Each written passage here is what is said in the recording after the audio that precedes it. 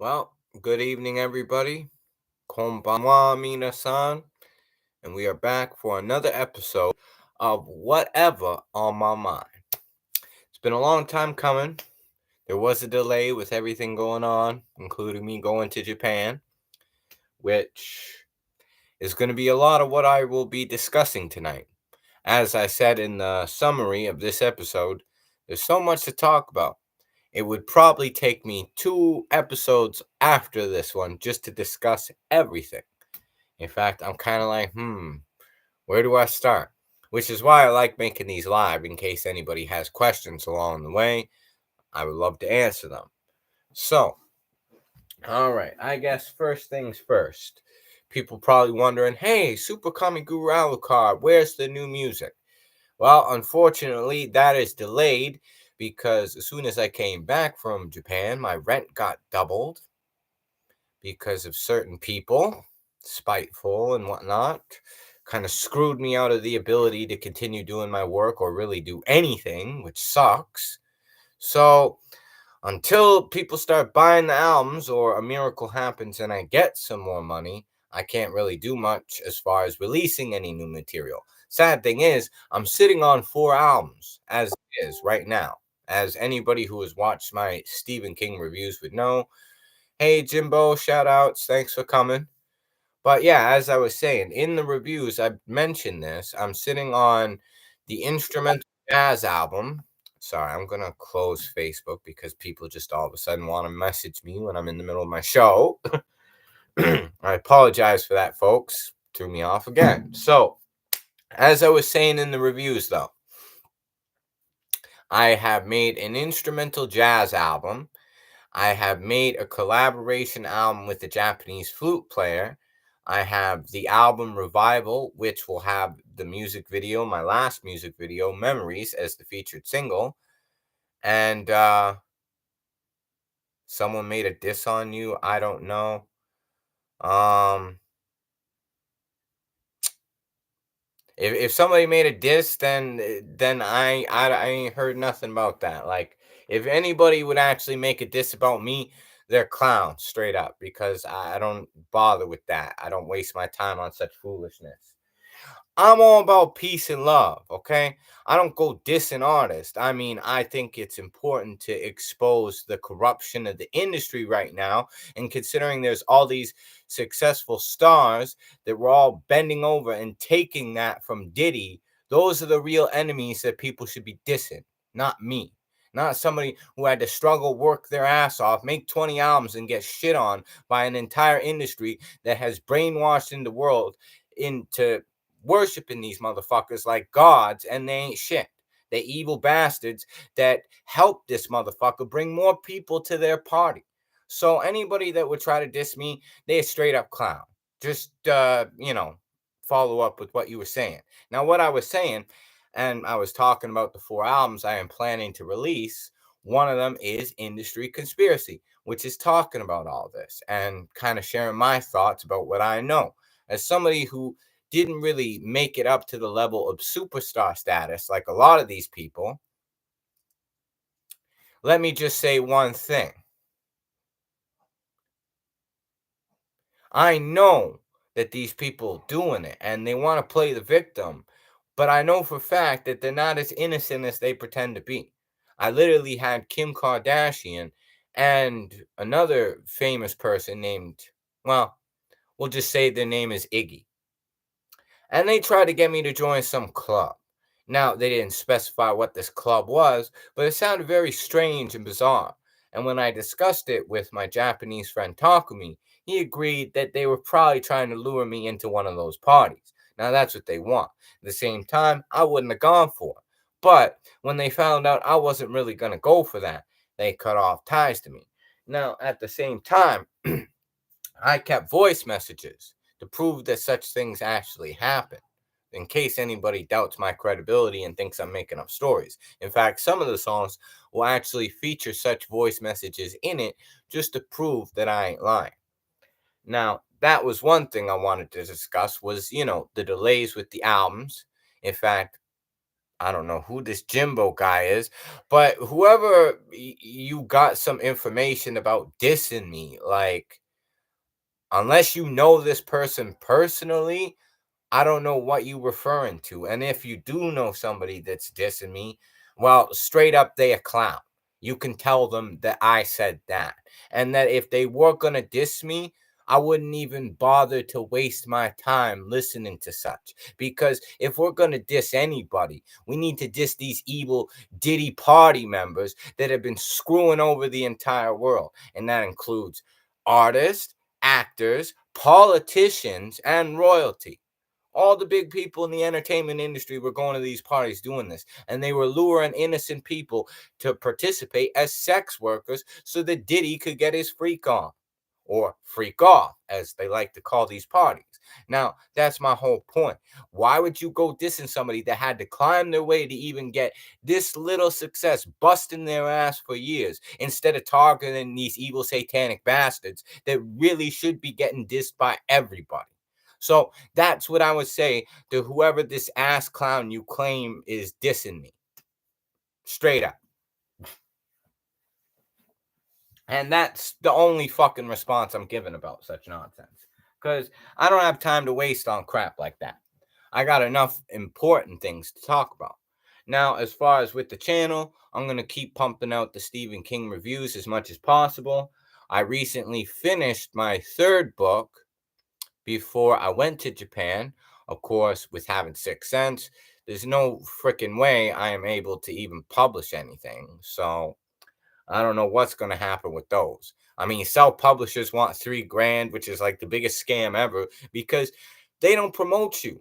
And if you're not a big name, you're not going to sell millions of copies to make that 3,000 back.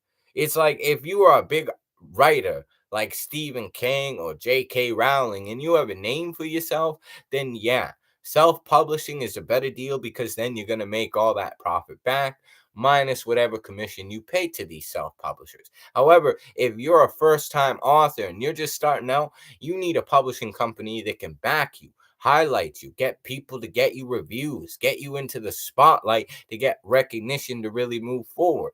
And that's kind of what the music industry is like as well, except it's a lot harder to get those people to invest in you without, of course, them wanting to take something from you. And in the case of Diddy, let's just say what he wanted to take from you just wasn't worth it. So that's my thoughts on that. That's the results with that. As for being in Japan, I had a blast. I got to smoke a lot of good tobacco, eat a lot of good food, meet a lot of people. I got to spend a wonderful time with a beautiful Japanese woman, which it was the first time I had been with a woman in almost 3 years. So that was quite a wonderful experience. And then I also had a very lovely date with somebody who became a dear friend of mine. I didn't know they were married at the time of this date, but it worked out well.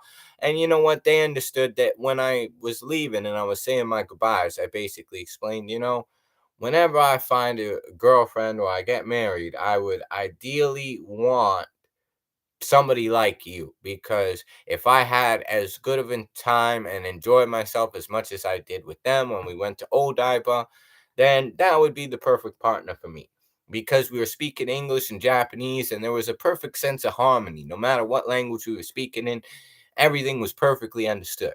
We had a great time. We saw many nice, cool sights. I had this really big burger, best burger I ever had. It was so good, right? And then we went to Fuji television station. I took a lot of pictures. I posted them on Facebook, and that was great. In fact, I was even debating on maybe making a second trip to Japan video, but I'm not sure yet because I didn't take quite as many pictures. I wasn't there as long, right? But maybe a shorter little video, just kind of the clips of everything that happened. But then again, I would also have to get Filmora again.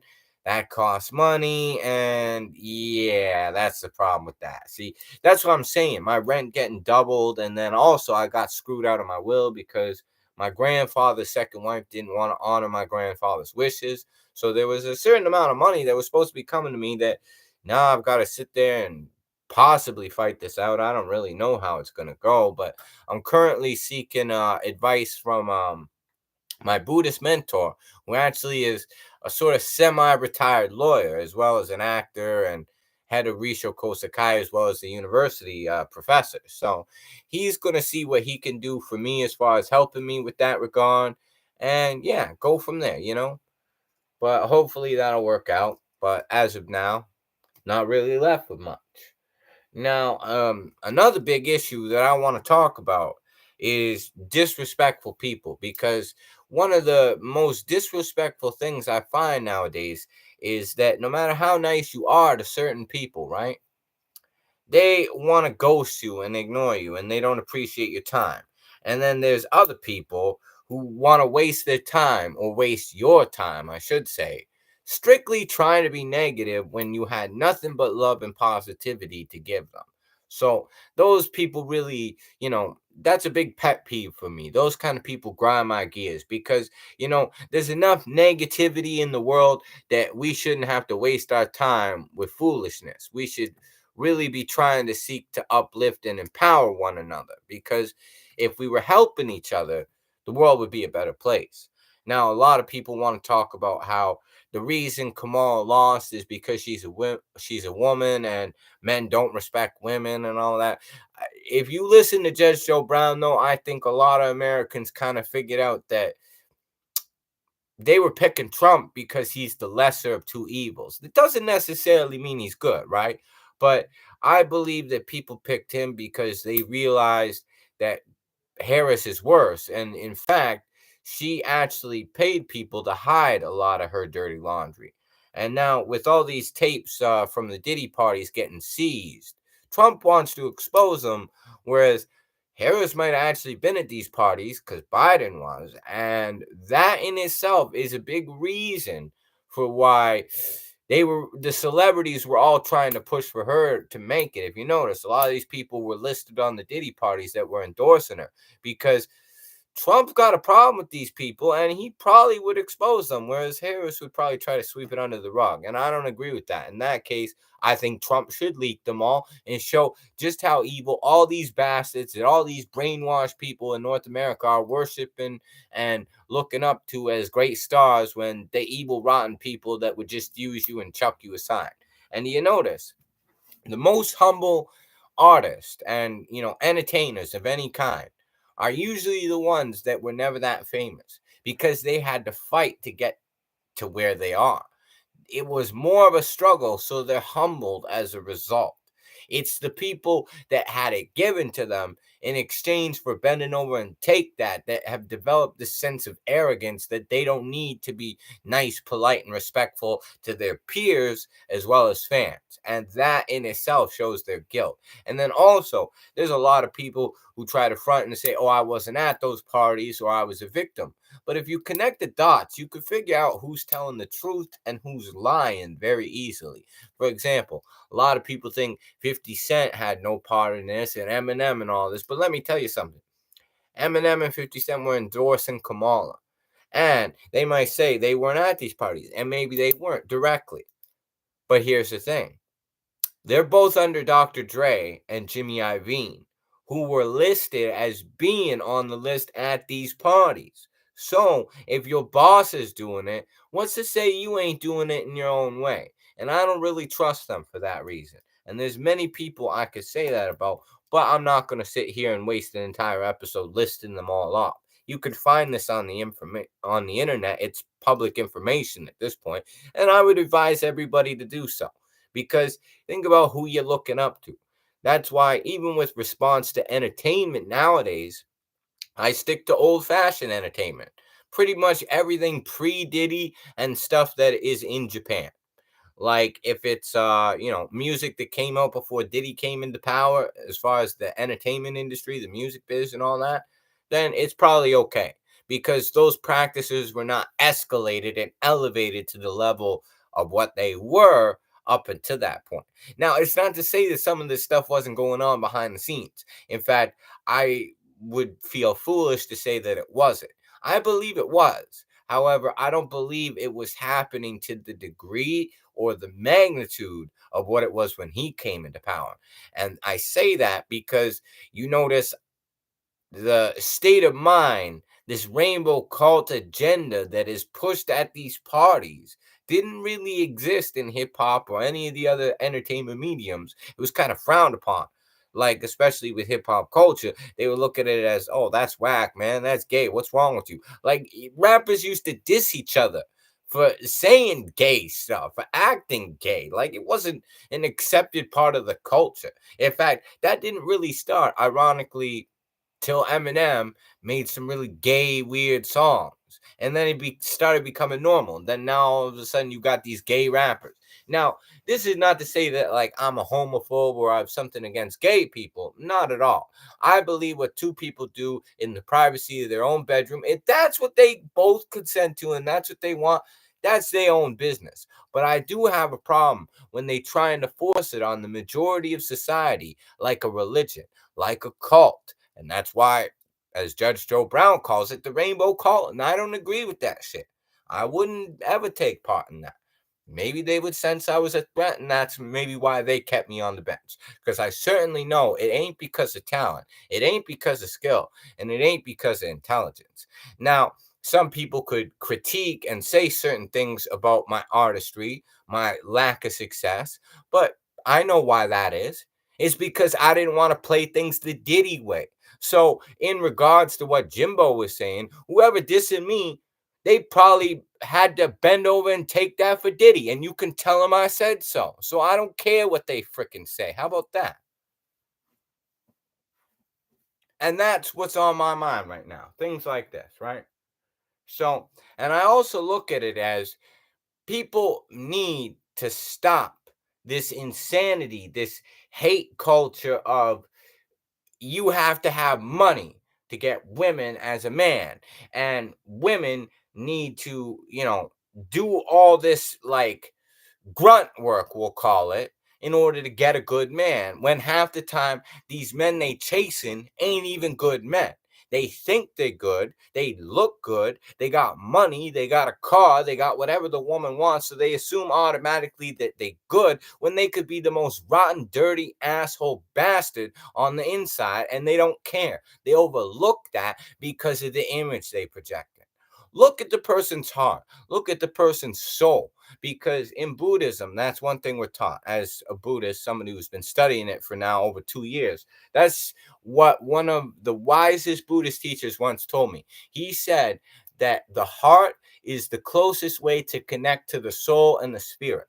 So if you really want to know a person's character, if you really want to know they're good, don't look at their image. Don't look at how much money they got in their bank account. Look at their heart. Look at their soul, their spirit, and then you will get the answer of what type of a person they are. So that's just something I felt needed to be said because a lot of people have this big misconception of how things are and they got it wrong. Now, I don't know who this Jimbo guy is personally, but I find it kind of strange that he comes up in the chat to say this one comment and then he disappears. Like, I find that kind of strange. Like, whoever this person is that you're talking about, you must know them because I don't know them. And whoever they are, to put it blunt, I frankly don't give a flying fuck if they dissing me. They should be dissing the evil bastards that corrupted the entire industry. Because I guarantee this person dissing me is a fucking nobody. Less than nobody, beneath me, because they've not even put in as much work as I have. And I know for a fact they fucking haven't, because most professional artists haven't even put in as much work as I have. Thank you very much. And it needed to be said. It needed to be said. Now, with regards to everything else, I'm working on a fourth book. And that will be a nonfiction book about my journeys to Japan, life adjusting, coming back in between. And of course, the dreams are still relevant. The goals are still the same. Just because you get hit with setbacks, just because you get hit with roadblocks and obstacles, doesn't mean you should give up. And lately, I've been surrounded by some good people in my circle, which is probably the only thing that's kept me going. People like, my Buddhist mentor, James, Takumi, my dear close friend, we'll call her Ruby. She's been giving me advice about, not giving up, not letting these things get to you. And that's the kind of advice that I think people should be given. Instead of spreading this hate and negativity, we should love each other. But at the same time, we shouldn't allow ourselves to be doormats either. We should stand up to the corruption. We should stand up to the real enemy and protest against it, because that's the only way this society is ever going to change and the world is ever going to become better. And that's just keeping it real. Now, if there's any questions, since there's two viewers, feel free to ask me. I'm going to have a smoke for a moment.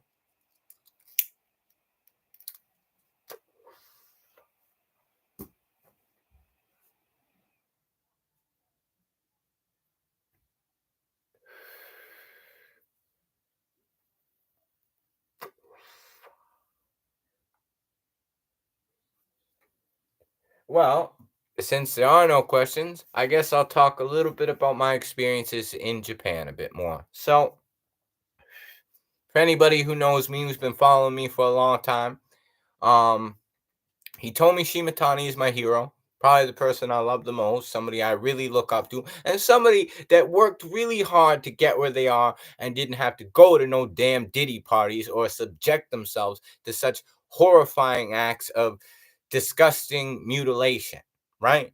So that's why that would ideally be a big hero for me, right?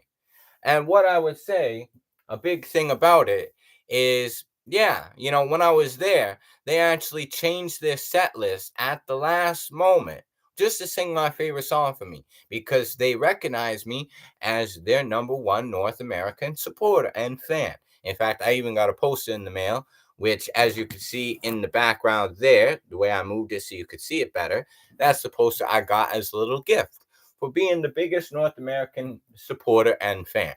In fact, they sang my favorite song just for me, Dragonfly. Changed the set list at the last minute, right? Just for that. So that shows you a level of respect, appreciation, and that's the way it should be between not only artists and their peers, but also fans and supporters. And that level of humility shows that that's just a good-hearted woman, a good-hearted person, and a fantastic artist. I love every song Hitomi has ever made, and even her new songs like Keep a Smile and Ouchi ni Kaero, wonderful. Subarashi desu. So that's what I'm saying. She's still killing it. She's in her 40s now, and everything she has done since the beginning of her career has been beautiful. So that's a real artist and a real hero to look up to. Even Takumi, my good friend, agreed. That's the kind of hero you need. Somebody that always flies the straight path, does a great job, and does it right. So that was one amazing experience. And of course, while I was there, I got to see Godzilla. I got to actually go to Shinjuku and see the giant head of Godzilla that they used in the original 1954 movie, which was an awesome experience. I also got to collect many different types of cigarettes and whatnot, which was cool. I got to eat lots of really good food. One thing I really grew to love was miso katsu. Miso pork cutlets are really good, and of course curry rice, which I've made a couple times since I came back. In fact, when I was at the concert, because Hitomi is currently doing a song for Shokubun, food delivery company, she had a special box of all her favorite foods, which I bought. And for most of the time I was there, I was actually getting to eat all of Hitomi Shimatani's favorite foods, which was wonderful. And they were all really good. She's got great taste, great taste in everything. So that's why I say, and I would say those were some of the best times ever in my life. It seems like all my best days were when I was in Japan.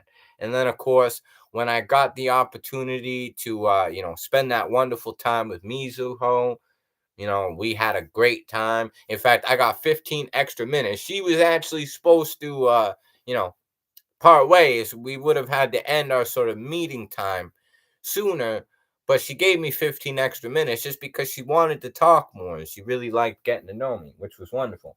And of course, our time together was fantastic, considering I ain't got none in Canada for 3 years and I finally got some, and it was this beautiful Japanese model like type woman. I mean, I felt like I hit the jackpot. And of course, the date to Odaiba, that was also great. I got to go see this awesome Japanese arts museum, Tokyo Arts Museum. And what was so cool is there was all this different like 3D art where you could walk in certain places and you would feel the texture of the art, and you would see these holograms around you and these giant crystals reflecting things, and it was just amazing. It was quite a sight, right? I also got to wander off a lot on my own and do some exploring, right? And what was great about that was I actually got to kind of experience what it would be like, living there, staying there, being a foreigner in Japan. And I had a blast. Like, my daily routine, as simple as it was incredible because I would get up, I would go to 7-Eleven because they got the nice cigarette disposals there, smoking area. Nobody's offended. Everybody's cool with it. So I would get up, I would go to 7-Eleven, I would have a coffee there because their coffee is awesome. It makes Tim Hortons like seem like trash, garbage. No offense, but it's true. So the 7-Eleven coffee was really good. It was cheaper. So I would get a 7-Eleven coffee. I go outside, I have my smoke. And oh yeah, the coffee in Japan was absolutely awesome. So yeah, that's why, like, yeah, I would have my coffee, I would have my cigarette, and I made a lot of friends just outside of 7-Eleven. Like, just talking with people smoking. We'd be smoking different kinds of tobacco, they'd be recommending different types to me. And then, yeah, we'd be going and we'd be doing our thing. I also got to go to a big popular chain of music, anime, manga, DVDs. It's this big store. It's got all your entertainment, like every kind of entertainment. It's got multiple floors. They've got a floor for manga, floor for anime DVDs, a floor for normal show DVDs, a floor for music CDs, vinyls, tapes, all that. A floor for like movies, DVDs, all that, right? So this store was called Book Off. Definitely something to check out because when I was there, I got two CDs from a great Japanese artist called Tatsuro Yamashita, which I really loved. And I even got this greatest hits of a Japanese rap group called Rhymester that are dope. They are awesome, probably better than most of the rappers in North America nowadays. And I'm loving it. I still have the CDs. I've got to listen to them a bit more, but from what I heard, they really got some real cool stuff. And they're from Yokohama, which I had been to. And of course, when I got to go see Hitomi in concert, I got to go to Nagoya, which is why we had their sort of specialty, the miso katsu. I got to go to karaoke a lot, which is why there was the live video on YouTube where I was doing karaoke with Haruna's daughter. We did it live for 3 hours. We were actually there for 5 hours singing, and we were killing it. But my battery was about to die, and plus there were certain restrictions with some of the songs we were singing, copyrights and all that issue. So I'm trying to fight to get that uploaded so everybody can watch it again. But it's only in certain countries it's restricted. So most people should be able to see it still. But yeah, that was a blast. People were really positive and encouraging. Called us the goats of the karaoke bar. It was great. And of course, I was singing English and Japanese. I was rapping. I was doing it all, and it was just awesome. And then, of course, for anybody who is a fan of the anime Nana, what is awesome is I was actually able to find the cigarettes that Yasu and some of the other characters smoke called Blackstone cherries. Like in the anime, there's two, and the manga too. There's two types of cigarettes that the characters mostly smoke from Blast, right? Nana either smokes Seven Stars, which is a popular brand, or the Blackstone cherry, which impossible to find in Canada. Maybe in America and maybe other places you can find them, but you can't find them in Canada, right? So there was a specialty store that had every kind of tobacco imaginable, which was great, especially if you like trying different types of tobacco. You're a tobacco connoisseur, you like smoking.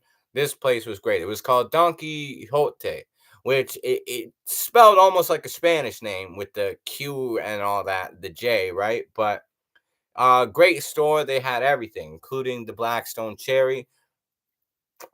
And this awesome brand that people were recommending me called Peace, which I tried and they were absolutely wonderful. So, with that, we're near the closing time of the half an hour program. So, we'll call it a night now.